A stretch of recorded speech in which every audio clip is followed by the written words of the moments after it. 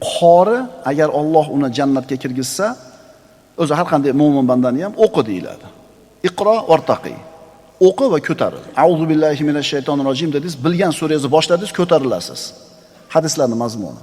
Ko'tarilib, oxirgi bilgan oyatingizni o'qib to'xtatganingizda, shu joy siz etajga bo'ladi kirib ketasiz. 15-etaj. Kimdir 20-chi, kimdir 30-chi. Jannatni payg'ambarimiz 100 daraja deganlar. 100 etaj deganlar. Demak, qori 100 etajga ko'tariladi.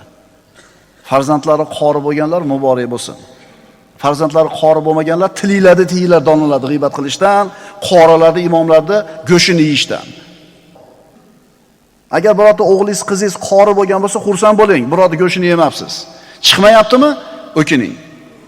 Siz yedingiz, bolangizdan chiqmadi. O'shalarga qo'shilib qoldingiz, domlalarni g'iybat qildingiz, boshqa qildingiz, bolangizdan chiqmadimi? Endi bolangizni tarbiyalang. Sen g'iybat qilmagan bolam, halol yegizaylik, nabirangizdan chiqsin.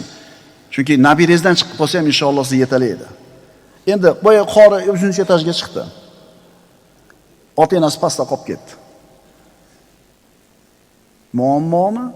Muammo. Shunda Alloh azza va jalla mana shu qori bandasini ko'ngli uchun, xursandchilik uchun ota-onasini ham shu darajaga ko'tarib qo'yadi deydi.